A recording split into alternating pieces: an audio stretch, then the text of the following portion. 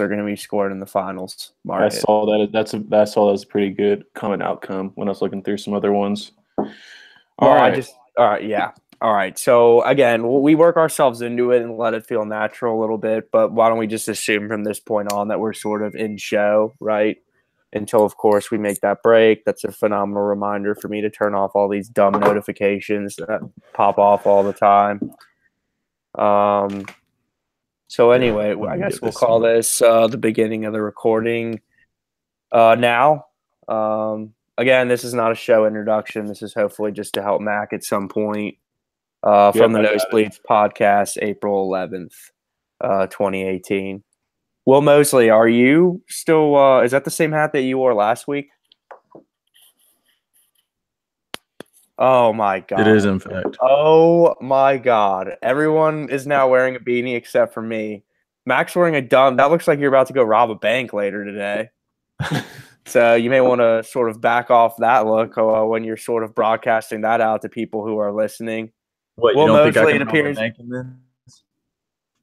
I mean, Will, I think you could rob a bank looking pretty much like your normal self, man. I don't really think robbing a bank – does robbing a bank anymore really come down to what you look like, or does it really just come down to confidence and what you're holding, right? Like maybe back in the day – I don't know much about that shit. I can't think of many – holes in here, dude. I mean, I can't think of many jobs that have gotten easier in the last 60 – or excuse me, I can't think of many jobs that have gotten more difficult in the last 60 years than robbing banks. Dude, robbing a bank used to be literally as easy as just walking in and being like, give me all that money. And then you would leave and you would move 2 towns over and you would never see another person that you saw ever in your life. Exactly. That's what I'm saying. And now it's virtually impossible. Unless you traded cattle and horses and you might run into them again.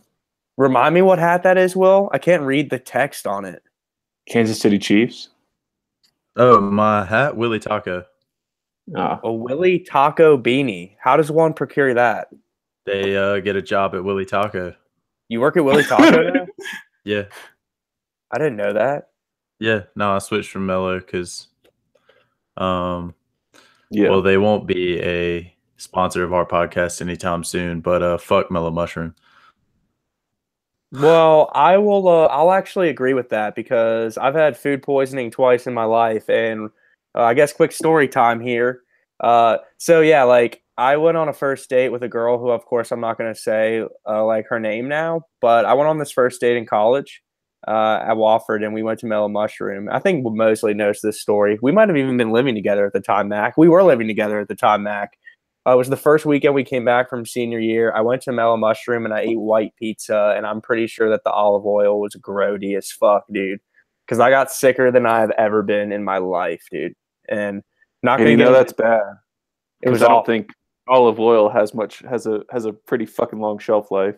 I mean, I think it does too. I don't know if it was some sort of cross contamination situation where like someone had handled like raw meat or some shit. Again, we don't have to get into it, but I'm down for the fuck Mellow Mushroom campaign.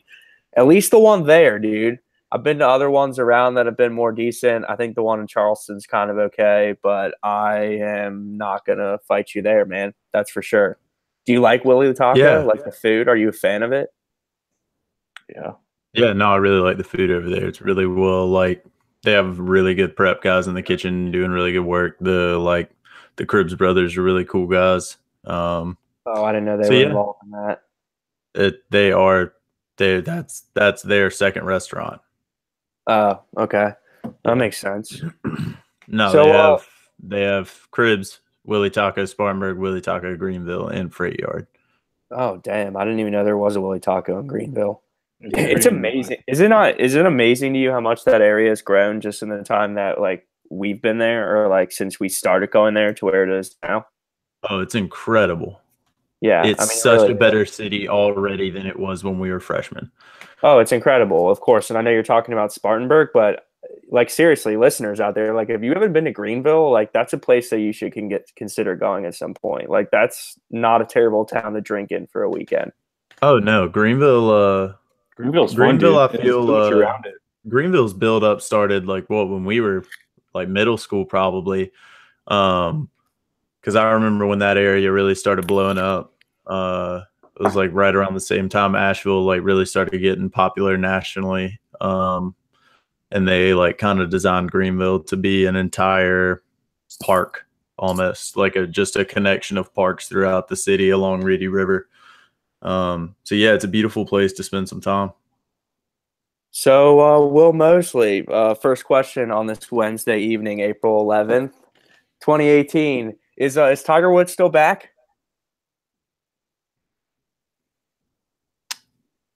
I mean, I think he's exactly where I thought he was. Which was where? He's a tour golfer who I don't expect to win a major. I don't know. How much of the Masters did you watch, would you say, like on a percentage scale? Did you watch a lot of Sunday? 28 holes roughly total. Okay. That's pretty good. I mean, he was awful on the par fives. And Mac, I don't know how much you watched either, but for a tour player, and I don't remember what the statistic is, and that's probably poor preparation on my part, but he was awful on the par fives this week. I know he didn't make a birdie on a par five on Thursday.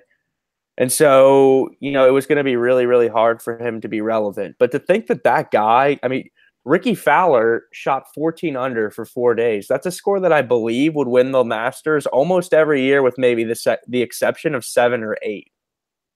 And I know that Tiger Woods, when he won the Masters the first time, he would have broken that 14 under score.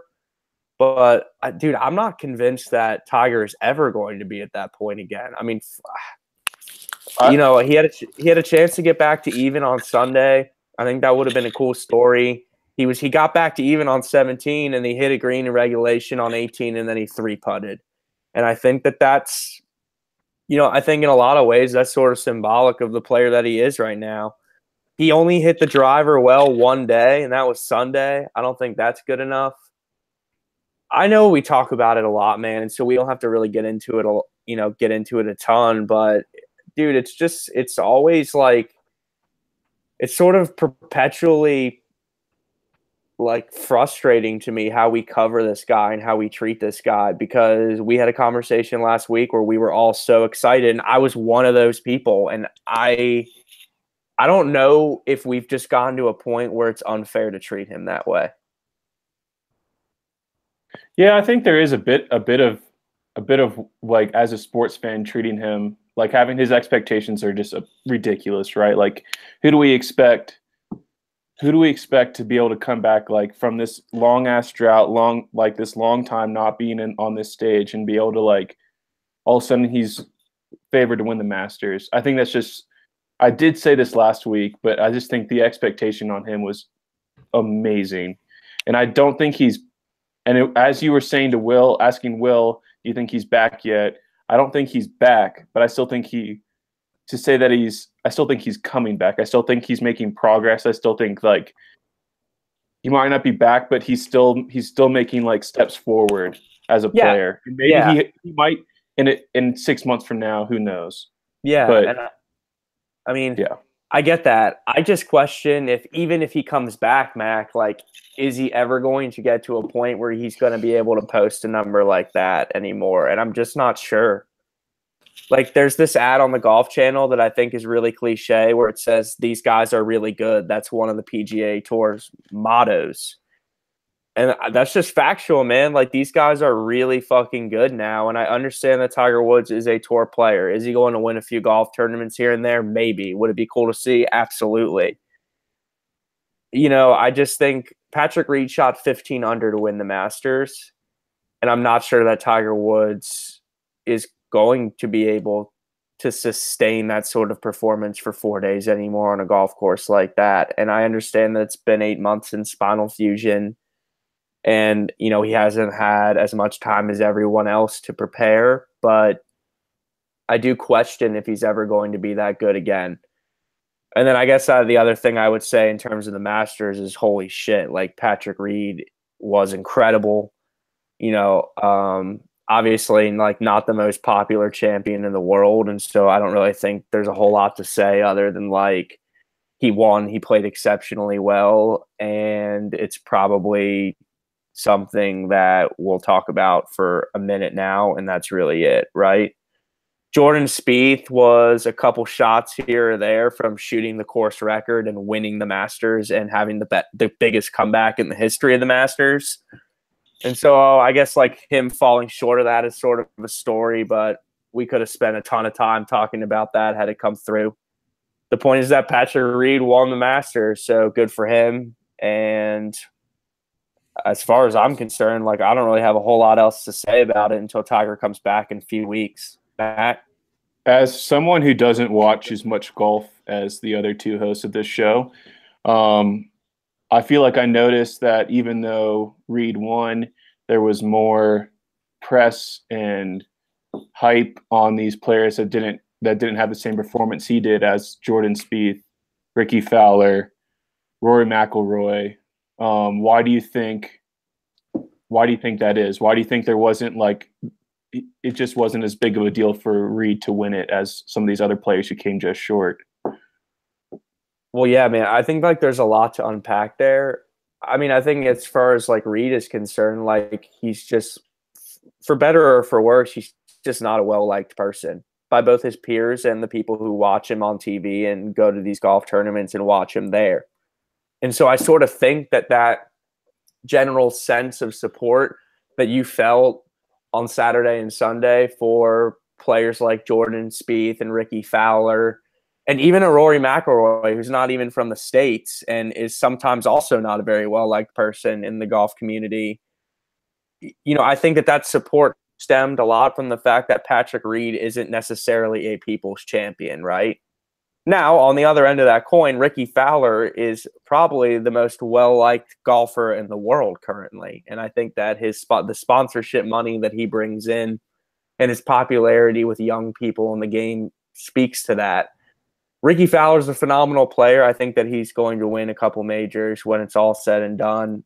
I think that it will be huge for the game when he finally gets over the hump because he is so well-liked. And so it came as no surprise to me at all that when Ricky was sort of at the top of the leaderboard on Saturday and Sunday that there was going to be a ton of support for him. And then, I mean, dude, Jordan Spieth is just incredible. And I mean, I think the support for him stemmed largely on Sunday from the fact that he was doing something that looked a lot of the time like it was impossible. And I've never seen a player before who was able to he gets in these zones where it literally looks like he can't miss putts. You know, yeah, I was gonna say for me it really jumps to that with Spieth, for like the whole interest in Reed thing. I feel like it's storylines that people were grasping onto coming into this Masters. You were either looking for Tiger to come back and make a top 5 finish or win the Masters. You were hoping that Rory completed the Grand Slam. You were hoping that Spieth pulled off something phenomenal. And I know for me it was that third one. But I mean, you could have Ricky Fowler getting his first major. But I mean, Reed really doesn't have that story. And unlike a lot of these first-time Masters winners over the past years that have won it, because he's not a well-liked guy, that story never developed on Friday and Saturday coming into that last round. You didn't hear about him on SportsCenter and about like his story to get there and everything, because I think people were really preparing for those other storylines. Because personally, me, I'm really interested in watching Spieth now because he does, like Andrew was saying, just incredible things when you're watching him on the golf course. He gets in these zones where he's head and shoulders better than everyone else.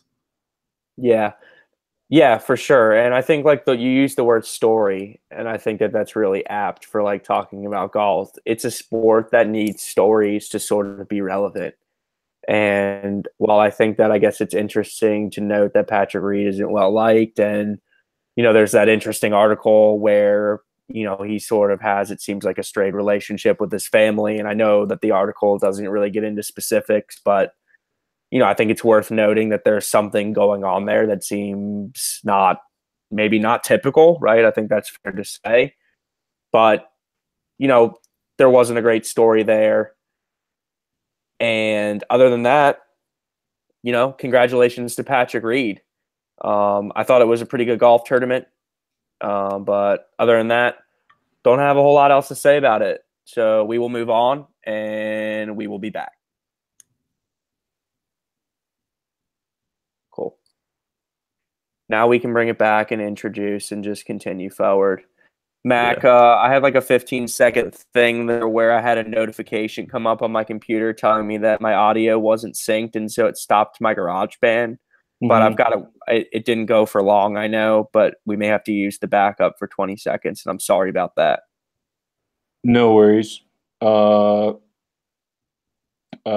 Just, do you remember perhaps when that notification came up in the conversation? If not, no worries. But if you just knew that off the top of your head, I could just take note of that. No, I would say it was probably around bar 4, probably between bar 370 and 400. Okay. And That's I'll all I need. That's incredibly specific. Yeah, I have a For pretty someone who was just ballparking something that he felt like he didn't know, that was incredibly specific. He said 15 seconds, and he did it. He times it by 2. I know. It's just that was awesome. I mean, that's really helpful. No, right on. Yeah, I think. I'm sorry about that. I don't know, man. I'm constantly frustrated by my technology. It happens to me like once a show. It still happens to me all the time. Yeah. Okay, so anyway, knock out the Masters, and I would say at this point, like either Incognito or NBA, if you guys really want to get into the NBA and you feel like you guys have like a really solid lead on what you want to do and how you want to break it down, we can just get right into it. I'm going to go get my pen, but I'll be right back. All right, yeah. I personally think that coming out of a break, it's still easier to keep it light. And yes, I agree with you. That being said, I mean, we're gonna have a break after NBA as well. What'd y'all decide? But I feel I'm cool with NBA. I can do both. I'm just saying. For me, I feel like saying everyone's name, getting excited or whatever, and then going into Incognito. I think it's a little bit easier just to jump into that after. I think segment. How long? Either way. Are we gonna go Incognito into Jonathan Martin stuff, or are we gonna leave that stuff alone? Because personally, I don't. What? Yeah, I see what you're saying. I mean, I think it'll get mentioned, but it's not my intention to make that the focus of the conversation. Yeah, I mean, I don't know. My piece on it, Richie Incognito, is more about just like his, like I got obviously the reasons of him retiring and everything, not necessarily to lead into Jonathan Martin stuff, because I don't necessarily have a ton to talk about with Jonathan Martin other than he sucks for what he did. Yeah. Well, then in that case, I would say. Other than what, Mosley? Sorry to interrupt you, Mac. Other than what? Didn't he like? Am I looking at the wrong thing? Yeah. No, you're right. I just didn't hear what you said. I'm not saying you were wrong. I couldn't hear you at the back. He sucks for what he did. Okay, fair enough. Mac? I was about to say, did he do something good and I'm reading the wrong article? No. I would say in that case, if we're just going to do a quick hit on Incognito, maybe we just organically come back in a conversation, go to that, hit on it for whatever we're feeling, and then introduce ourselves and then go into NBA. So you want to start this segment? You want to come out of silence here into Richie Incognito? Yeah, we're just talking. Bring in the music, stop it. We start talking, get into Incognito, end it, introduce ourselves, go right into NBA, and then music after NBA. My only thing with that is how do we plan to organically bring up Richie Incognito without just flat out saying, so Richie Incognito is retiring? I agree with Mosley. All right, and that's the problem. I think maybe. All right, how do you feel about this? If you want to have like an intro segment, we can come out of silence with Mosley asking, Mosley bringing up something about the NHL bracket. We can go through that quickly now. and have a segment that's just real short in hockey and introduce ourselves, then into silence, and then we can get into that. You know what I mean? Or I don't know, man. I don't know. Maybe I'm lost with that. I felt like we could come in, introduce ourselves, introduce the podcast, and then just be like, we can literally say real quick, and we can talk about that for like a second, and then I feel like we don't necessarily need a break from that into that's fine. Like that's the fine. NBA playoffs coming up. We can do Richie Incognito. What we have to say on that each, like one whatever statement. Huh? I don't think my GarageBand's picking up my audio. Maybe it is. It's not making the bars when I talk. I'll just use the list tape. No, I mean that's bullshit, dude. While we're in break, I might as well try to fix it. Yeah, it's weird. Hello? What the fuck, dude? That quickly. And how do I check to see if it's picking me up or not? I have no clue how to check that mid-recording. Me neither. Hello? It only makes the bars sometimes.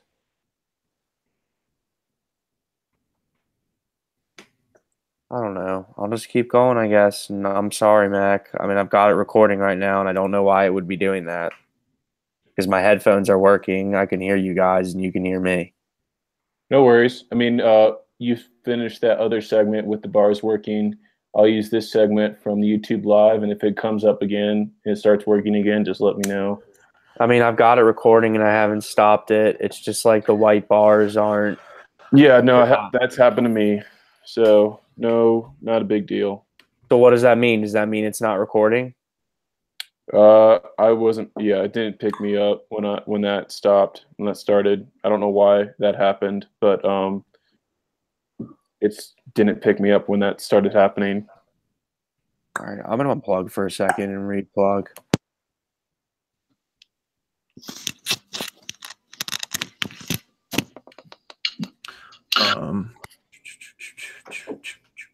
Hello. Real quick, since we're not taking a segment to get into it, testing. Do we want to go through like NBA awards first and then go into the bracket to finish the segment, or vice versa? I feel like those are two different. I feel like those are the two main sections of what the NBA conversation breaks down into, which is the awards, MVP, DP, Depoy, Rookie of the Year, Sixth Man, all that shit, and then also or like all NBA teams, and then the second half of that conversation is like the actual playoff bracket that's getting set currently. Yeah, I mean, I'm pretty indifferent on which direction we go with that. As far as if we're going to hit on both, I don't care what order. I have a first team, but I didn't bother making a. Oh, dude, we don't need to make like multiple teams. I have a first team, and that's really it. And then I have I have my second team, but I don't like. I'm not planning on like talking about it much. I don't have any of that, to be quite honest. Do you have an opinion? No, I mean, no. Once I bring up names, you'll probably have an opinion on like how I'm arguing, so you'll be able to argue against it, dude. That's true. Do you have any of the awards? Is there's awards, and we're talking about players, so you're just gonna you'll think of something. No, I don't really. I'm sorry, man. Like, I think we can make this a fun conversation. Precisely, like if you allow it to be fun, it will be fun. Precisely because I don't really have. I don't value that, dude. I don't have any. Okay, but we can't just do another segment that you say you don't care about the awards though. But I don't. Okay, but like that's been every topic about what the NBA has boiled down to. That's what our conversations have boiled down to. Well, let's just talk about the bracket real quick. Let's go bracket, and then we'll talk about that then. All right, I'm cool with that. And there's still shit being tossed around. Like, not everything's set right. In what? Yeah, I mean, a couple. The Western Conference is like still up for grabs tonight, pretty much. But the East could do very minimal like moving around. Okay. Yeah, All right. there's some interesting games going on, but that's about it. But we can go incognito stuff and then just no break straight into NBA like playoffs and shit. We're doing incognito stuff now. I thought we were doing NHL bracket into NBA bracket. I thought that was how we were segueing into NBA. Because you said that you didn't want to just like come out of nothingness in the incognito. No, I'm sorry if I misunderstood that, but like what I was saying is I feel I'm okay with doing incognito now. NHL I had always had done after NBA stuff. Okay. So we're gonna introduce ourselves. Just go right into incognito, say what we gotta say, finish it, and then without any break, like we're moving into NBA. Okay. I'm not gonna put music in. Explain to me how you transitioned from Richie Incognito to NBA without a break.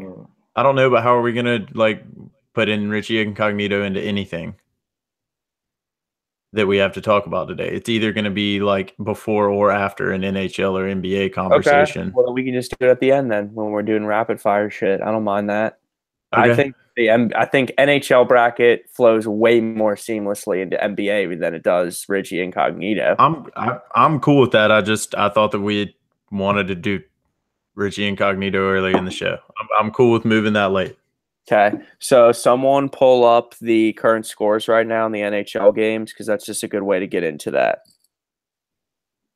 It should be first period breaks in like 2 games right now.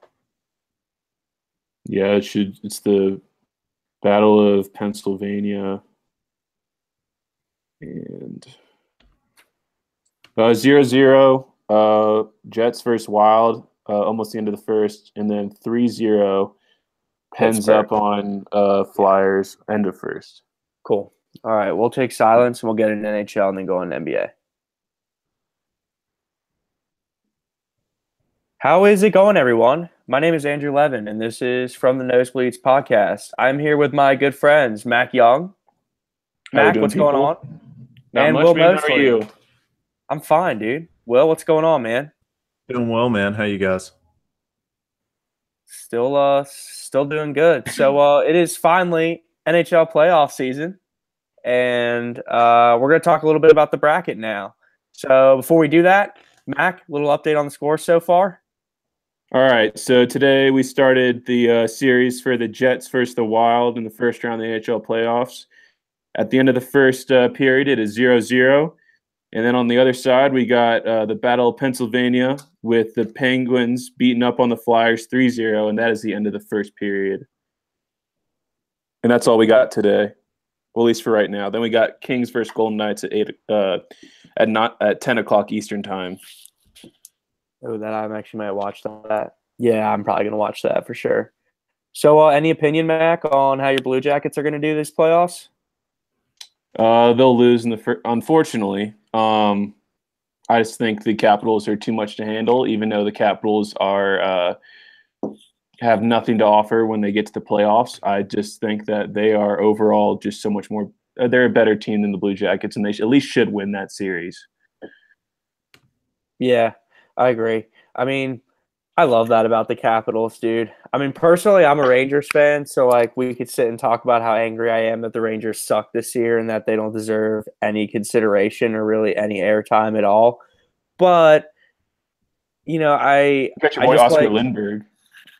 Well, that's the Knights. Yeah, I particularly enjoy the fact that the Capitals never get beyond the conference finals never get to the conference finals, and that their fans are constantly like, dude, our team's so good and they're always stacked in the regular season and they can't do anything in the playoffs. I did see that. I mean, if it happens again, man, I was looking earlier today and it like a ton of players are up for free agency this year, up for renewing their contracts, and I think if they can't get past like the second round, that they are just going to clear house. Washington, yeah, I don't disagree with that, man. I mean, They haven't done the best job with managing their salary cap, and we can really get sort of hockey nerd here, but when you're paying two or three guys a ton of money, it's not hard to understand why they really don't have a lot on the back end of that roster ever. Yeah. And that hurts you when you get deep in the playoffs, when things get sort of really physical and people are hurt, and you sort of have to rely on guys on the back end of your bench, and they've never really had any of that talent. And that's what makes, all the first place teams, first seeded teams have that depth. But I think one team that has that depth that has been the surprise of the year is the Golden Knights, who just taking players from every team in the league and making it work. They just look, dude, they're so young. They don't have any like huge names on their roster, and they're making it work. And it's fun to watch. Yeah, and like I saw on the NHL Network this morning, and they were sort of like talking down on that, how young they are, and like that they haven't had a chance to become as cohesive as all these other teams. But dude, I sort of think you can argue that almost inures to their benefit. Like, they don't know any different. They don't have the habits and the history like the Capitals have, where they can even like, you have to have history to have doubt. The Capitals haven't done it yet, and that's the reason that doubt creeps in for them. Vegas doesn't really know any of that, I understand that there are guys on their roster who played for teams that have made deep runs into the Stanley Cup playoffs, but like, as far as the team goes, it's so new to them that I think it actually might inure to their benefit. And then also, I just think it's really fun to talk about how that city probably helps that team. Because as Will Mosley loves to say, when you live in, let's say, Minneapolis, St. Paul, where you're getting on a plane and it's like 22 degrees, and then they drop you off in Las Vegas, Nevada, that's probably something that you're going to want to partake in a little bit. Am I correct, Will Mosley? Oh, yeah. Vegas is winning it all, baby. They're going to go undefeated in home games. No one's gonna win a game on that home ice. They're all going to be hungover. Just minds full of the titties they've seen the night before, and they're gonna have like probably the biggest goal differential at home in playoff history as they ride their way to a Stanley Cup, the first expansion team to do so. It's like one of the stories in sports that I wish we were covering as vigorously as we do, like the NFL draft, man. Like, what are these guys doing in Las Vegas the night before the game? What's going on? What have they seen? How much are they sleeping? What's in their bodies?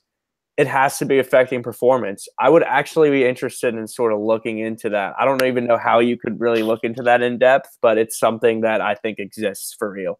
Mac? And as you were saying, we were talking about this off air the other day.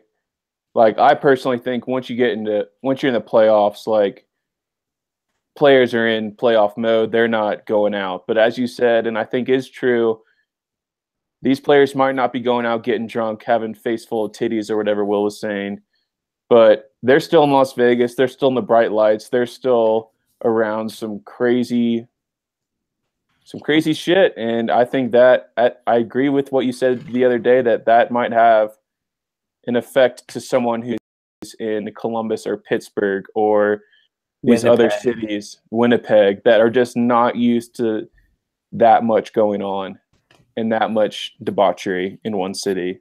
Sure. And like, dude, I don't want the entire city of Winnipeg to come after the podcast, but I think that we can at least acknowledge that, like, spending a few days in Las Vegas at this time of the year when you live in Winnipeg is probably not the worst thing in the world, and you're going to do your best to like try to enjoy that as much as possible. But as Will Mosley said, man, and sort of as you reiterated, Mac, Vegas has got a chance here. I think they're going to win their first round series. I have them moving all the way to the Western Conference Finals, where I think they'll probably end up losing to Nashville. But I think that they'll probably lose to Nashville simply because Nashville will have home ice. And I think it's very, very difficult to win a game there. And then in the East, I think we can sort of count on Washington to move through, Pittsburgh as well. Pittsburgh is going to beat Washington because, well, as I said before, Washington never makes it to the conference finals, and they never will. And I like Tampa to move on and win the whole thing. I think Tampa is so gifted offensively. They score so many goals, and I think that when they're on, no one can really play with them. I agree. And the teams that they will play in the first and second round will all be teams that have been like making a really hard push at the end of the season, and while Tampa Bay's kind of been cruising the whole time, cruising for a while now, they've been better than most of the people in that conference and haven't had much problem with their opponents. And because of all these other teams in the East making these huge pushes, because the East has been pretty tight this year, I think that's going to wear on them, and that I agree with you that they will make it to the finals, Stanley Cup finals, and play. I think they'll play Nashville, and that'll be a hell of a series. I mean, I think hockey's interesting because I feel like some years it's a lot like the NBA where the best team really does win. And so, like, Tampa has clearly been the best team all year. So, like, we should probably expect them to win it, right? If you're a hockey fan and you're someone who knows hockey a little bit, like, they've clearly been far and away the best team, in my opinion. But then I also think there are years where it's really random and it's not like the NBA at all, or the hot team wins. And I think in that respect, sometimes it's a little bit like the NFL. But I love the NHL playoffs because it can be so random, and it's just an awesome time of year. It's a really fun time of year in sports. I know you guys want to get into the NBA playoffs. I'm interested in it as well. I'm sort of hopeful that Will Mosley can sort of explain like some of the matchup things that we have going on currently, because we are recording on April 11th, the last day of the NBA season. So Will Mosley, take it away. Yeah, I mean, NBA is getting in full tilt. We got the most important game of the night. It's definitely going to be like Memphis. I mean, Memphis doesn't matter at all. Actually, that is one of the more interesting games of tonight, though, is OKC Memphis, because Russell could get 16 rebounds and average a triple-double for 2 seasons in a row, which no matter how, like, what you think of Russell Westbrook, that would be insane that he goes from winning the MVP just based on the fact that he got a triple-double when a lot of people thought Harden should have won it, and then he has a chance to do it again, and he's not even in top 4 for MVP voting. That's just interesting to see, like, him do almost the statistical same exact thing, and yet no one's talking about it anymore just because it's 1 year adjacent from Durant leaving. What do you attribute that to? I think it's the players. I mean, just the fact that we hyped it up so much about. I mean, I think it's what Mac was saying. I think it's the players around him now. Like he can't be the most valuable player. Like last year, it looked like he was doing it all, and he carried them barely into the playoffs. This year, like he has. Melo sucks, but like he still has Melo there, and I mean, that hurts him. I agree with that, but Steven Adams is better. Paul George is there. They do have a good team around him. So, I mean, that's the argument for that. But, no, I mean, the only like big playoff implication is Denver's at Minnesota for the play-in game, which I expect Minnesota to win. But is that 8-9, right? Are they both 8-9 right now in that conference? 8-9, half game separating them. So winner's in. Damn, brilliant scheduling by the NBA. Yeah. That worked out for them. Oh no, the NBA is just genius when it comparatively to all other sports when it comes to scheduling. But what's up? You think they meant for the Jazz to beat up on the Warriors as badly as they did last night? No, but I mean, I do think scheduling? I don't think that they necessarily knew that was going to happen, but I do. Well, they didn't know Steph Curry was going to be hurt. Yeah. Well, I mean, guys. games get moved around a lot, like later in the season, as things happen for like time differences and everything. But I mean, you have Utah, Portland tonight in the West, which could depend on Utah being a 3 seed or 6 seed, which is kind of insane to say as a sentence. Philly at Milwaukee, which could possibly be a first round matchup. If Milwaukee wins, San Antonio, New Orleans changes up seeding, but Minnesota, Denver is the only one about the playoffs, like who's in, who's out, because everyone else is pretty much set. Do you think there's a chance the Warriors could lose in the first round? They play the Spurs most likely. I don't see them losing to the Spurs, actually. Like that's one team I do think they'd handle kind of easily. If they right now they have Oklahoma City. Right now they have Oklahoma City. Yeah, and I saw that last week, and if that happens, dude, I think that makes things very interesting. Without Steph Curry, they could easily lose in the first round to OKC. Yeah. I completely agree. Oh my God, dude! Please give me Russell Westbrook in attack mode against like Golden State without Steph Curry. It would be KD incredible. has to be the primary player at both ends. I'm not sure Russell Westbrook. I'm seriously not sure that there's anything in sports right now that I enjoy more than watching Russell Westbrook in attack mode. Oh, dude, it is incredible to watch. It's awesome. Him and LeBron with their back against the wall is one of the funnest. Yeah, it's one of the funnest things to watch in sports. Yeah, and because of Russ's athleticism, I would be with you on that, Andrew. I think he might be the greatest athlete in sports right now. Like across the board, I can't think of a single person right now that I would put above him. Yeah, in terms of raw athleticism. Yeah, no, he's probably up there. Saquon Barkley's probably up there. Just like raw athleticism when you watch him like do all of his like different like running, catching, moving, just with and without the ball, lifting weights and everything at the combine. That dude looked ridiculous. But yeah, no, Russell's definitely up there. But no, I mean the playoffs look decently interesting considering there's like a Boston Celtics team, which is going to be gross because their best two players have two legs between the two people. Yeah, it's rough right now, Boston, dude. Who do you think they'll get out of the first round? No. Boston, they got Miami right now. Yeah, no. I think they'll beat Miami. Why though? I mean, I understand that Miami doesn't have a star and you need a star to win in the playoffs, but dude, I think that could be a very, very competitive series. Oh, don't get me wrong, dude. I think it goes 7. I just think that Boston wins it because I think that the only coach in the playoffs in the East that's better than Eric Spoelstra is the one that's in Boston. Yeah. You don't think Dwayne Casey's better than Eric Spoelstra? Not at all. I think Dwayne Casey has backed himself into a good season. Yeah. Dwayne Casey is a first-round loss this year away from being bounced from his job, I think. For sure. Absolutely. I agree with Will, dude. I don't think Dwayne Casey – this is something Dwayne Casey is the Mike Tomlin of the NBA. Oh, wow. That's a bold statement, dude. I feel like – I don't know. Man, that's an interesting question, dude. Put that up on the poll at _ the nosebleeds. Who do you think's a better coach, Mike Tomlin or Dwayne Casey? Because I feel like they're right there. They always have their teams at the top of the conference, and we really haven't seen that develop into anything come postseason when it really mattered.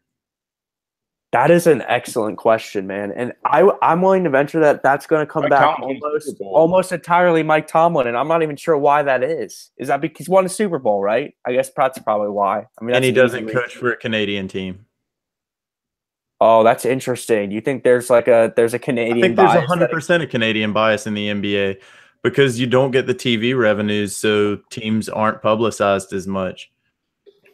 That's interesting. I think there's definitely a bias away from Toronto, but I mean, I also think that like not believing in Toronto is very valid, and I have my reasons for disliking Dwayne Casey, and they are like as follows. I don't think that he's done that phenomenal. Like during the regular season, yes, he's gone to the bench and he's shown that that's really good. But I mean, if you want to give their executive of the year for putting that team together and putting that bench together behind their stars, I'll give you that. But Dwayne Casey as a coach, I don't think that he has proven that he's done that much. And I think that in the playoffs, he consistently goes back to doing the same thing that he always does, which is putting DeRozan and Lowry back in too early in games, not relying on his bench and losing series in 5 games. I'm always confused in sports, though. Like, what? I guess explain to me what Dwayne Casey has to do with DeMar DeRozan looking completely terrible the last 2 playoffs. And I understand what you're saying, man. I agree with you. I think Dwayne Casey is average at best. And again, we've gotten into it before, and I know that we don't have to get into it in a ton now. we know how I feel about coaching in the NBA, and when you bring up Dwayne Casey's my mind immediately goes to he may be the coach that I literally think of when I think about how unimportant coaching is in the NBA. And that's fair. That's fair. I'm not here to defend coaching in the NBA because of Dwayne Casey as my example at all. But that's my point. I don't think that he's to credit for the Raptors being that good this season. And I think the executive for putting that team together, if you want to credit anybody for them being good or DeMar DeRozan being good, I think you can credit them for that this year. And in the playoffs, I don't think that it's just him, but I do think a part of DeMar DeRozan looking shitty in those playoffs is him coming back without as much rest in back-to-back games and him not going to his bench and relying on his bench and overusing Lowry and DeRozan by just having them run the offense every play and not putting any help around them. And that's hurt him in the playoffs in the past, and that's hurt him in the past 2 weeks. They're not entering the playoffs on a tear. I mean, in their last 10, they're 6-4. That's not exactly like looking great going into the playoffs as the 1 seed. I mean, dude, I literally laughed out loud when you sent out the power rankings yesterday and they had the Raptors listed at 2. Like, is there anyone, like, explain, how does anyone who has watched the NBA and knows who that team is think that they are the second best team in the league? I just don't understand that.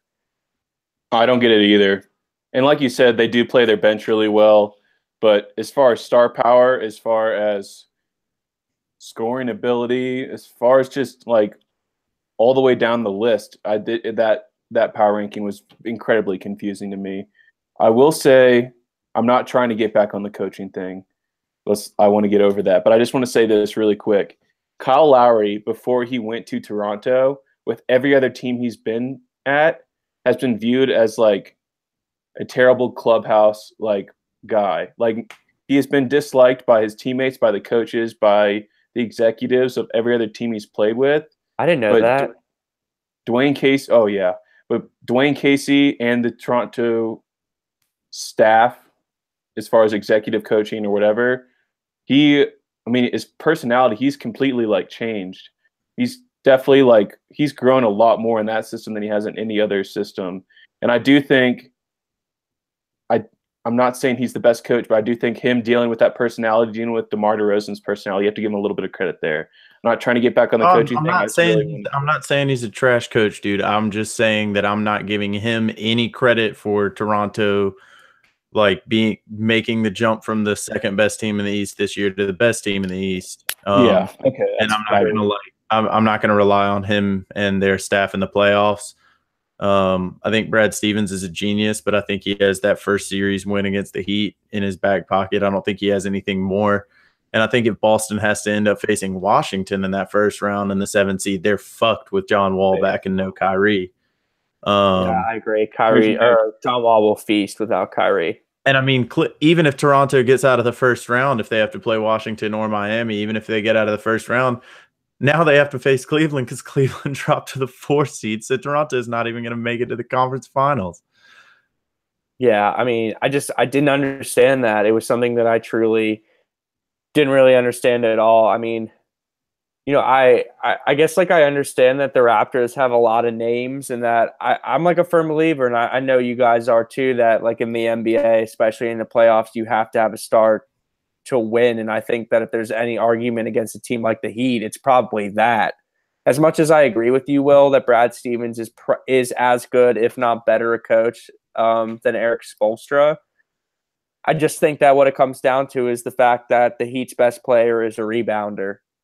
And I understand the Celtics are without their star right now, but, you know, and then maybe you're right. Maybe because of that, you're right to say that it comes down to coaching. I don't really know. I mean, who do you think wins Coach of the Year this year? Is it one of those guys? No, I actually have it out west. I have it with Quinn Snyder with the Jazz because they lost their best player. He has one leg and he's on Boston's bench right now. And they got this rookie late in the lottery and ended up the number 3 seed in the West, possibly. Now they could easily, by the time this podcast is posted, you listening, you in the future, you could possibly be seeing a Jazz team that's the 6th seed, but us in the past for you, we're seeing them as a 3 seed. So, I mean, I think that kind of just the ability to take a team who lost its best player and put together a team who is probably the scariest team possibly going into the playoffs, like on a tear, like just scary the back half of the season because of how great defense they play, how great they play it on the road.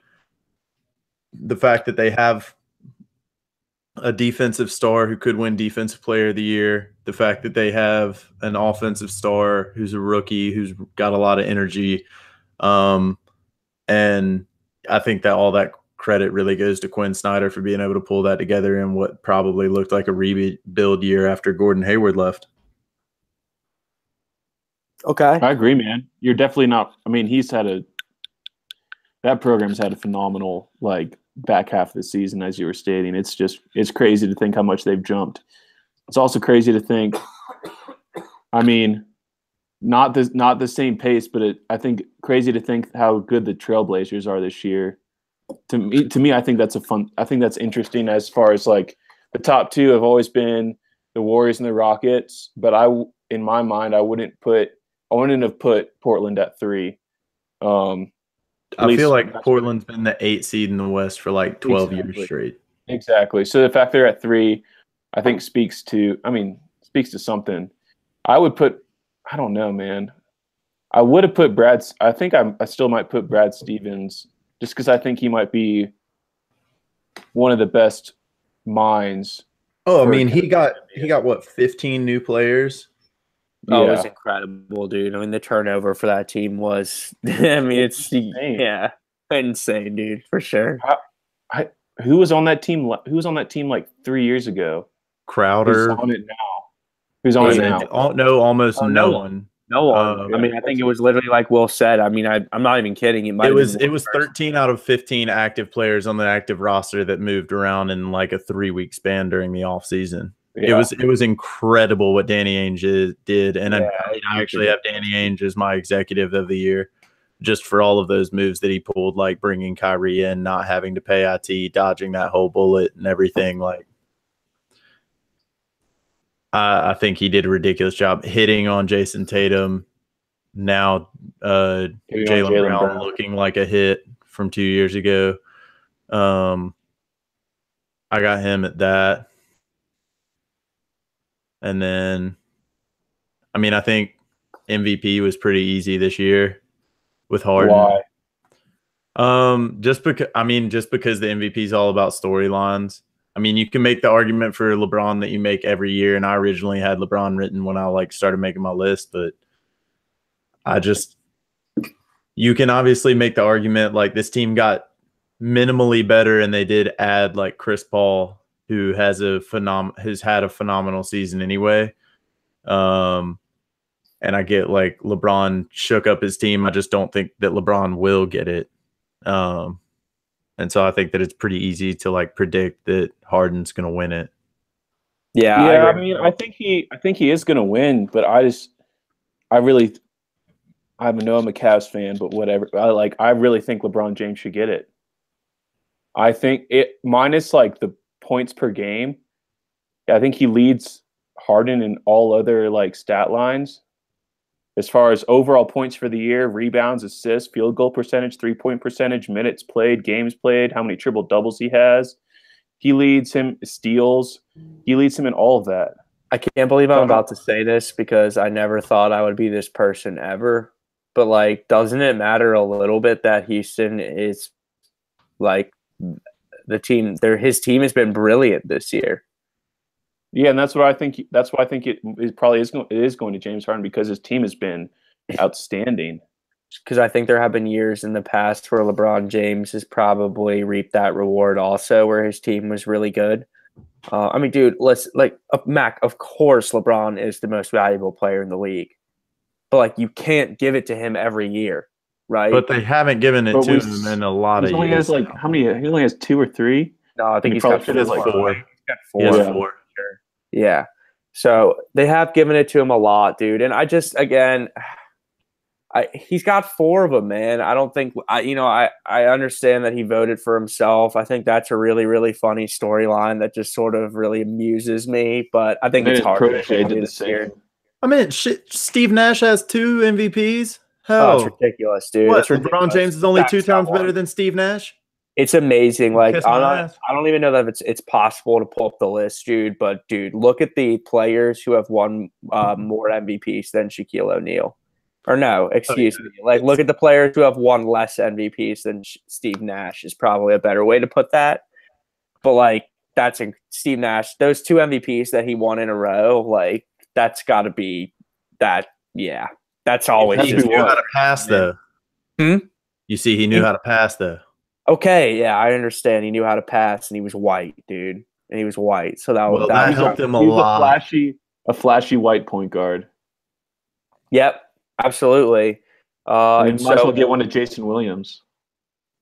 And so, Will Mosley, you sort of see the bracket, and I understand that we're sort of in a place right now where it's not really defined, but it is the NBA, so I think it's appropriate. Like, we could talk about it a little now. Like, you see the bracket unfolding how over the course of the next month and a half?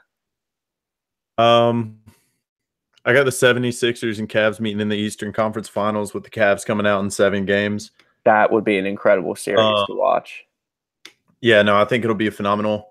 I think the Philadelphia is ridiculously good, and I think the worst thing that could happen to Philadelphia is having to play Miami in the first round, because I think Hassan Whiteside is just like licking his chops to be able to break Joel Embiid's face again. But I feel like that would be a good matchup for the trash talk. But yeah, I got them in the Eastern Conference Finals with the Cavs coming out of it barely. I just don't have any faith in Toronto, and I don't think Boston's strong enough to beat the 76ers without Kyrie. In the West, if it actually is like it stands, I feel like Golden State's not going to make it, because I think that Oklahoma City is going to push them to 7 games. And then in the next round, I really don't think that they're going to be able to, like, I think having Donovan Mitchell and Ricky Rubio all in that front court being that good with a rim protector like Gobert, they actually have a chance of knocking off Golden State after a 7-game series with OKC, with Steph just coming back on the back end of it. And then I got the Rockets getting there and winning it all and beating the Cavs in 4 straight games. Mac Young, your thoughts? I'm pretty similar to Will. I also have the Sixers playing the Cavs. The other night, that game that they had was just an amazing game to watch. After having the Cavs be down 30, and then LeBron just with, like I said, one of the funnest things in sports to watch is the most fun thing. Whatever. One of the funnest things to watch. Wofford.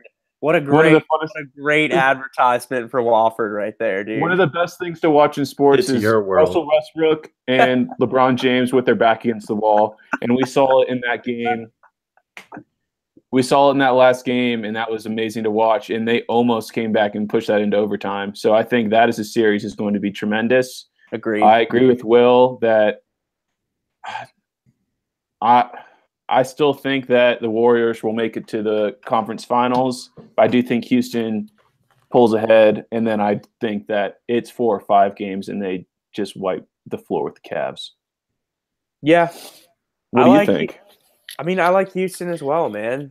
Like, I think we've talked probably before about it, and we could agree, like, the NBA, for better or worse, is probably the best sport in terms of being able to determine who the best team actually is in the playoffs, right? Like, I think NHL is sort of random, NFL too, baseball sort of always just the last team standing, which to me is just kind of really frustrating always. But I like Houston. They've been the best team all year, I think. I don't think Steph Curry's getting back to 100% anytime this playoffs, and without that happening, I think they're far and away the best team. So Houston, Mosley, Houston. Yeah, I think we got Houston across the board. Who do you have in the finals then? Do you have the Cavs making it, or do you have someone else? I mean, probably, man. And talk about things that are frustrating to me. I mean, Kyrie Irving goes down, as Will said. The Celtics have like 4 legs for their whole starting lineup right now. So it's tough to argue against LeBron, man. I mean, again, I I feel kind of similar to about Toronto the way I do about Washington. Like, I don't really see them as a team that's ever going to get over the hump. I think that when you're, even if you want to call DeRozan their second best offensive player, he still relies on a game that is sort of is expiring, right? Like, he would have played phenomenal next to Kobe, Tracy McGrady, and like Vinsanity, but this isn't the late 90s anymore. Long twos aren't a part of the game. People take 5 steps back and they make the points worth one more entire point. Sure. And so I agree with Will. And so, yeah, Mac, like, is it, if it's Cleveland, great. If it's Toronto, okay. Houston's clearly the best team to me right now, and I fully expect them to win the championship. But this is From the Nosebleeds podcast, and we will be back soon. Solid. Sorry about my coughing. You're good. I'm actually gonna do I'm kind of glad we didn't get to it. I'm gonna get to the Simmons and Donovan Mitchell Rookie of the Year like beef and the humor between them going back and forth in the closing bits. Okay. So yeah, now we probably have a decision to make. We have probably between 13 and 17 more minutes of show. So if you feel like quick hits will go that long, then maybe we just get into that now and see what we have. And if we have to throw something fun on the back end, we can. Or if you have one more serious story that you want to discuss, we can do that for 7 or 8 minutes as well.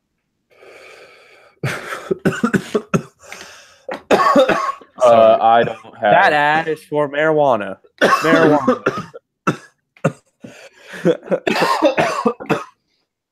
God damn. God damn is right, dude.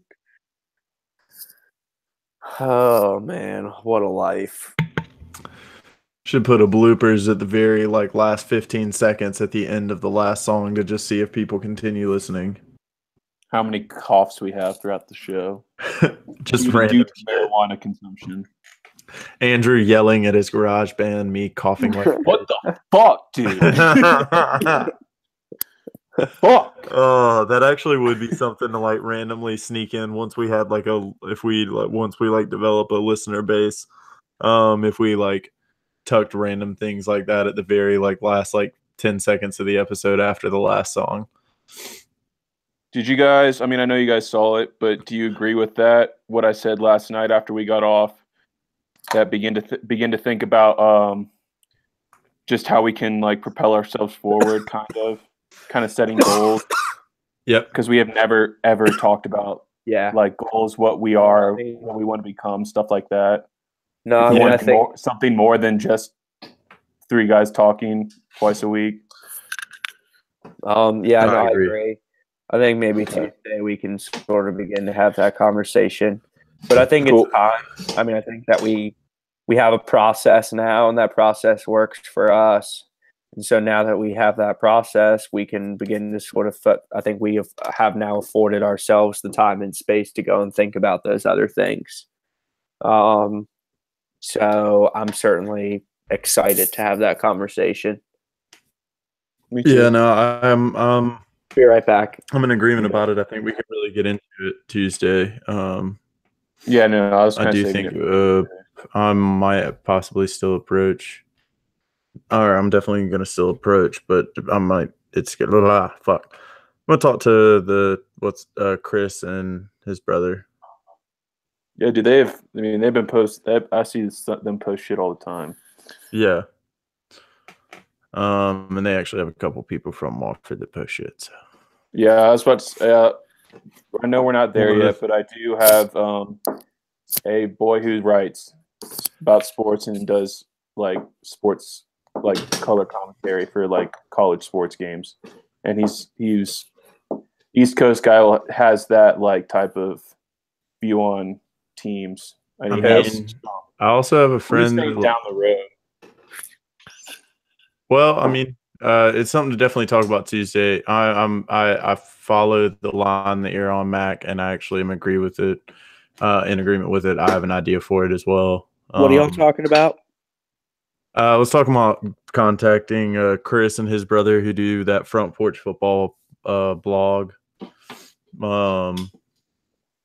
About like talking to them about them promoting us talking about their stuff on the show, kind of trying to work together, grow together, see if we could like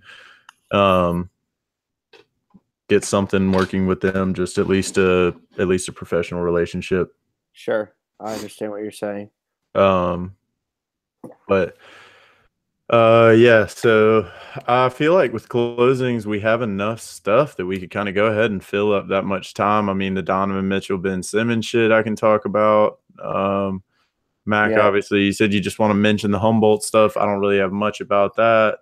No, I don't either. I just feel necessary to bring it up and say something.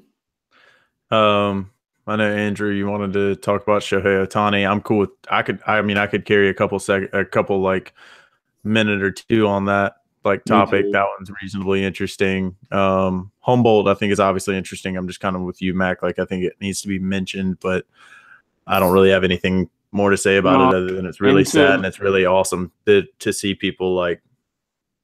Yeah, you know. And that's kind of what I was saying. To say, other than to say it's really sad and really awesome.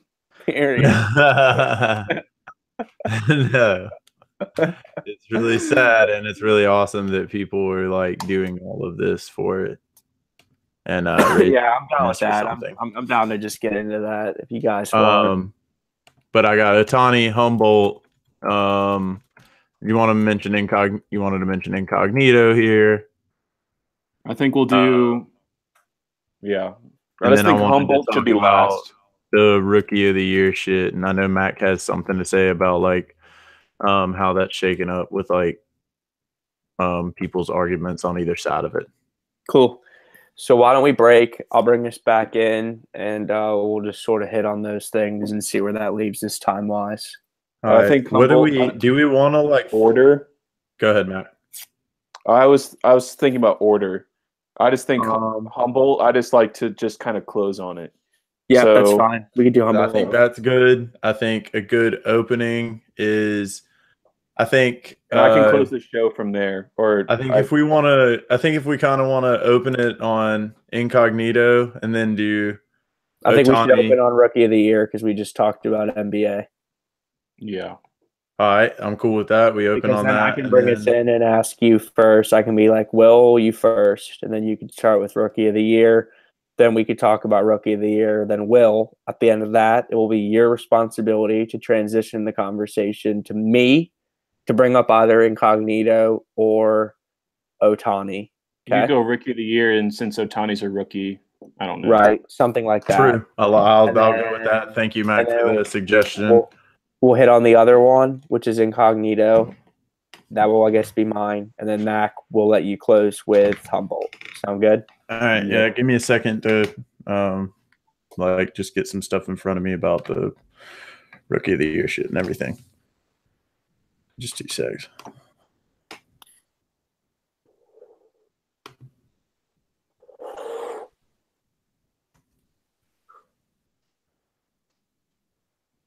Damn, Mac, if I were you, I would be bringing back so much shit.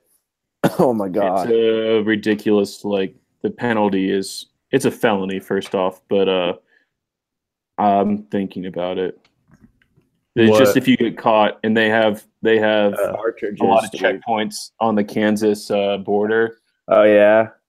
So I'm on the fence. I feel you. I'll bring back some, but I don't want to. I'm not bringing back a lot. I feel you. All right, Mosley, are you ready to ride? Yeah. Give me 30 seconds to think about like how I'm gonna just like bring up or how I'm gonna go in between something. Okay. Oh shit! Whoa! I'm glad I gave me that 30 seconds. Fuck this ad. Get out of here, ads. God damn it. What am I in 2002? Why do I have automatic ads still on my web browser? The fuck is this? All right. Well, now that's done. Thank God. That's out of the way. One question I wanted to ask. When we come back from this, are we formally introducing it as a segment? Yes. We want to introduce it as a new segment. Yes. Are we just calling it closing remarks, or like what do we want to call it? Because I think closing remarks is just a little dull. I'm cool with going with it for today because we hadn't really talked about anything else. But my plan was sort of just be like, this is a new thing that we're working on. Hit us up if you have something or something like that. But yeah, I think it's sort of okay to not know right now. Okay. Yeah, no, I'm cool with it. I was just making sure we were on the same page about how we were coming in and what we were calling it and stuff. Yeah. All right, so let's break for a few seconds and then we'll come back.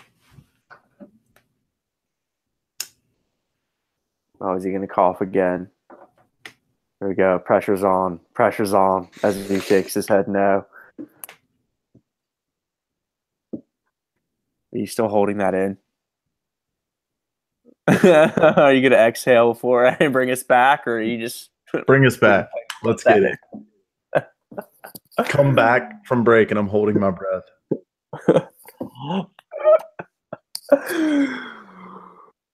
Oh man, sometimes I wish that we turned the mics on like 5 to 10 seconds before we really do, so that the listeners could hear those things that happen. What's going on, everyone? From the Nosebleeds podcast here. This is a new segment that we are about to introduce. We're thinking about trying to maybe wrap the show up or start it every week with a segment that will allow us to hit on some of the things that really interest us, because we've got a lot to talk about, and sometimes we feel that we don't get to it all because it can be hard to get to it all. And so with that said, this is our rapid fire / closing remarks / we're not really fucking sure yet segment, but we're going to take some time, hit on a few quick stories here, and we'll let Will Mosley get it going. All right, yeah. Thing that caught my eye is this Rookie of the Year argument that's going on between Ben Simmons and Donovan Mitchell, going back and forth. Donovan Mitchell arguing, like rocking a sweater or a hoodie that had the definition of a rookie on it. Ben Simmons just flat out being like, yeah, but the rules are this, and I'm the best, so I'm the Rookie of the Year. What are the rules? It's just awesome seeing. Rules are you play under a minimum amount of games in one season. You're still considered a rookie. So, the guy from the Lakers, the 32-year-old guy who got pulled up for the 10-year G League veteran who got pulled up last night. Technically, he was a rookie. Wait, what is that? What story is that? Great story. Last night, the Lakers. In fact, you know what? Suspend Rookie of the Year shit. This is way more interesting. Fuck all that noise.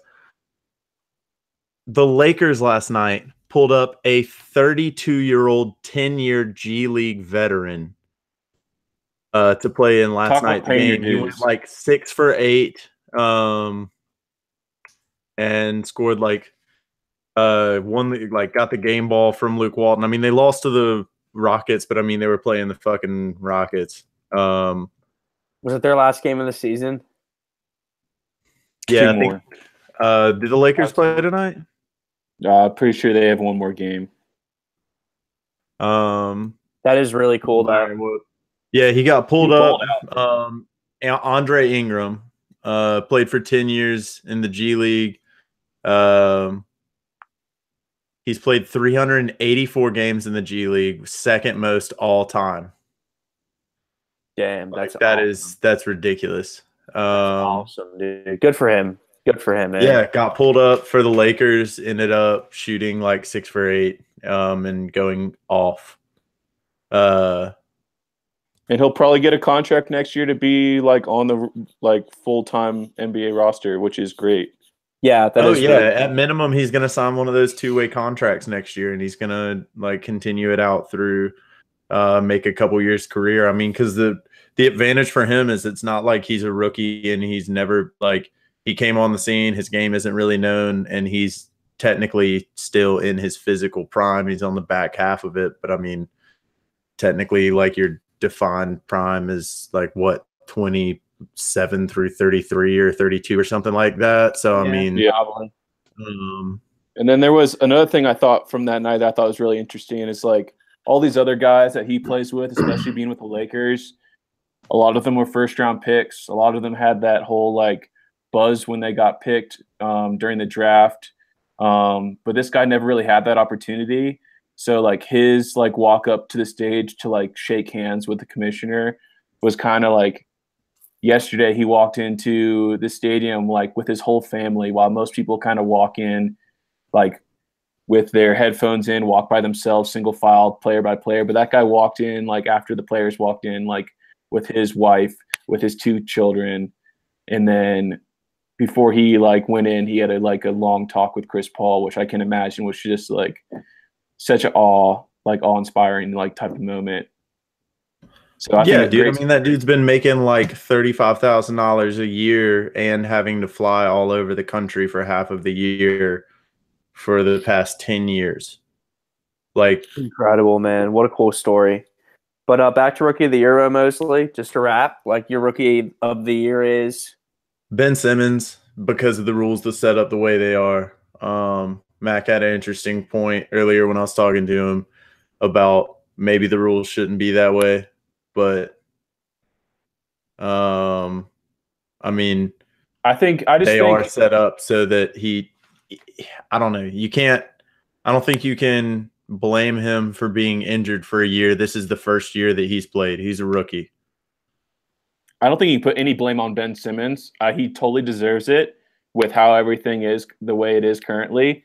I just think there is something to be said about that he has had a rookie contract in his bank account for 12 months while Donovan Mitchell has not. He has been around the NBA a year longer than Donovan Mitchell. And I do think that at least gives you at the beginning of the season, maybe half the season, that gives him a leg up on him for sure. But yeah, I agree. I think it's totally Ben Simmons.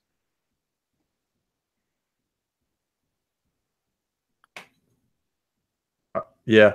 No, Ben Simmons definitely has it. I mean, the dude's dropping triple doubles every night and making it look easy. He doesn't even have to take a 3-pointer all season, and somehow he has still orchestrated an offense that losing Joel Embiid for this back half of the season is about to win out and take it straight into the playoffs and look like probably the most threatening team in the playoffs as a rookie.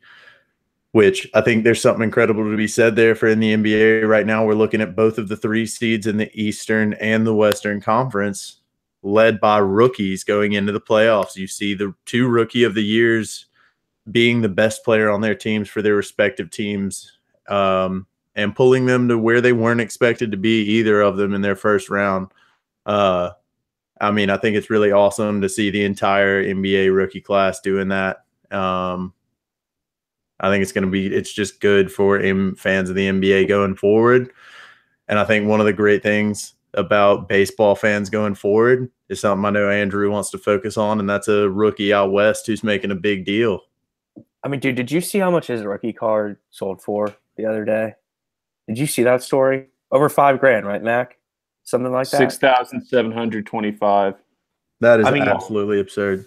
I wish that we could have a segment where we had the rights to play things from MLB Network, because I would troll the fuck out of Chris Russo right now, dude. We're 2 weeks in. I know, but but it's fine, dude. But dude, Chris Russo comes on MLB Network all the time, dude, and he talks about how this Ohtani kid for the Angels isn't as good as people say. That he's not going to be able to adapt to the game. And all he's done so far is almost throw a perfect game, and he's hitting home runs at a rate that few players in the league are right now. And so I think it's insanely impressive what he's doing. It's virtually unprecedented. We don't have to really get into the sort of glamour of the nickname and comparing him to Babe Ruth, because none of us ever saw Babe Ruth play. And I think the game, honestly, as much as baseball purists don't want to admit it, has changed a lot. But he throws 100 mile an hour and he hits home runs. That's pretty impressive. So he has 2 wins and 3 home runs this season? I believe so, yes. But the win that he had the other night he was dominant. Oh yeah, he was dealing. I saw the highlights from that. A lot of swinging strikeouts. I mean, right, which is something that I think actually that in the Japanese game, I think that is something that's a little bit more common. Um, I think in the major leagues, I think players tend to try to take more pitches, things like that. But it's been an incredible story, man. He's so fun to watch. Every day I get up and I Google, like, is he playing today? Is he in the lineup today? And it'll be sort of interesting to see how the Angels like manage him, and when they give him rest and how they give him rest. But to have a guy like that you can put in as a pinch hitter at any time is an unbelievable asset. Do you think that him plus Trout will finally have people semi-interested in that late West Coast baseball this summer? It's interesting, man. I mean, dude, we don't even stay up to watch the Warriors play basketball. So, like, it's hard for me to expect those same people to stay up to watch the Angels play baseball. I know that I will in the summer because it's fucking July. There's really nothing else going on. But, I don't know, man. I think it's tough to say. The games are so late. They start so late. And as much as Major League Baseball says the problem has gotten better, the games take forever. And so it's hard to argue to stay up till 12:30, 1 o'clock in the morning to watch, a regular season baseball game, a game that effectively adds up to 0.3% of the season or whatever it would be. I'm terrible at math. I studied English, but it's not a lot, right? And so, again, we're not here to fix baseball. We can leave that to Mike and Mike or Mike and Wingo or whatever the fuck it is now. But it's just an awesome story, man. I'm enjoying the hell out of watching him play, and I certainly hope that they put them on cable as much as possible. Like, I think that, I saw that ESPN is going to be flexing some things around, I guess, to try to figure out a time to show one of his starts, and I think that's important. But it's incredible, man, and I'm fascinated by his ability to pretty much come over here and transition, very smoothly so far. And I know that at some point he's going to go through a slump and someone's going to come at me and say, hey, Levin, you said a fucking few months ago that this kid was going to be incredible. Well, Giancarlo Stanton, in my opinion, is the best hitter in the game right now, and he looks like he can't hit a fucking beach ball. So it happens. It's baseball. It's a random game, and it's a cool story. So, Mac Young, closing remarks? Yeah, I got one for you guys. It's a little bit more grim than what we've been talking about so far, but I just feel necessary to bring up what happened last Friday. Up in Saskatchewan, Canada, there was a deadly collision that took place between a team bus of the Humboldt Broncos, which is a Saskatchewan junior hockey team, so players ranging hoping to get a chance to play in college or the NHL or beyond. They collided with a tractor trailer. It's very grim. It's a very grim story, but I think what has been a little bit uplifting, maybe not uplifting, but it's just great to see the support from the sporting world and as well as like political figures, even Donald Trump, the prime minister in England, Canada. I mean, just people from all over the world passing on their condolences to what's going on. I mean, 15 kids died. There was only a dozen survivors. The head coach, the assistant coach, the team announcer, a lot of players passed away. And I'll leave you guys with this. And if you're looking to help out, I will be posting the GoFundMe page on our Twitter and in the description of our SoundCloud. You just have to type into SoundCloud From the Nosebleeds Sports Podcast, and you could probably find us. Or as I said, I will tweet it out at our Twitter at _ From the Nosebleeds. The money will go to the grieving families to help them with paying for the funerals and to help them get back on their feet, and medical bills for those injured, as well as the community of Humboldt. So, yeah, it's a little bit grim, but I think necessary to talk about nonetheless. Yeah, I agree, man. Obviously a really sad story, but something that has to be mentioned. And, someone who really likes hockey, like, I think that's a really strong community, and a community that's really good at coming together and sort of supporting people when they need it most. And so, I fully expect that they'll do the same here for Humboldt. And obviously not the happiest way to sort of like end the show, but important nonetheless. So give what you can. It's important, and we're thankful for it.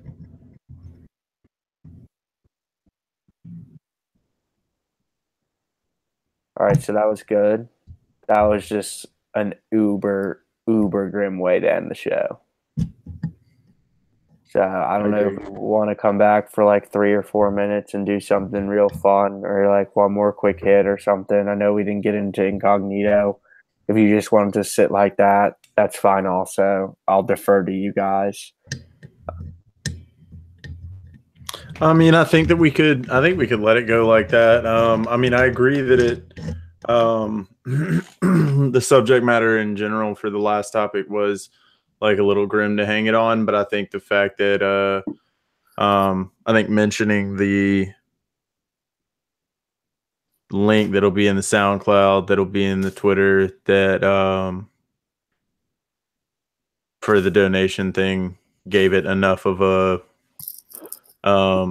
that's actually one thing that I was going to bring up next Tuesday in production meeting. When I started thinking about like future stuff, I did want to think about something that we all found ourselves passionate on. To it won't necessarily be a sponsor for us, but we could just find something that we feel passionate about, like that a cause we all agree on together, that I think that would be good if we felt strongly about. Something came up like this Humboldt thing, to have that mentioned in the show every now and then, or as a recurring thing, to keep in the SoundCloud, to keep in the Twitter bio and such. I think it's a great idea. Just obviously it's something for us to mention, and I don't know, my personal feeling on it was just like, if we're going to get our voice out there, we might as well mention something worth doing, like while somebody has us in their ears. Yeah, I agree. All right, well, I mean, that's fine. But I feel like that just into a song, like it's not necessarily the happiest thing, but I think with the suggestion of like the donation, I don't think that it's too grim to hang it on. I'm really not sure that you put a song at the end of that. I think you maybe just let that episode sit. I'm not really just sure like what's I'm not trying to I'll play with it. I agree. I guess, but I think just be really, really delicate. Really delicate. Not play Gin and Juice by Snoop Dogg. No. Yeah, and I'm sorry for booing Trump in the middle of that. I didn't realize you were about to get into something about charity, and so hopefully you can sort of mute. So hopefully you can sort of mute me there. That's sort of one of the disadvantages, I guess, to doing it in a podcast form, is that sometimes you don't get the chance to come back and say like, "Oh, that was really fucked up." But that's okay. That's why we produce. That's fine. I'm down to end it there. I would say like that. I mean, in my opinion, that was fine. I thought that was better. I didn't think we introduced. I mean, I know that we only really formally introduced ourselves once. That's fine with that. I thought the references to the Twitter were probably consistent enough and effective. I thought that was a fun show tonight. I think Tuesday we'll really plan to talk at least for, some time, 30 minutes or more, about, I guess, vision and how we sort of see ourselves moving forward. I agree with Mac that setting maybe some more specific. I always think that like setting goals is important, especially if you can keep them, really specific and sort of measurable. And so I think if there are ways for us to sort of create goals or brainstorm goals for ourselves, that will be important also.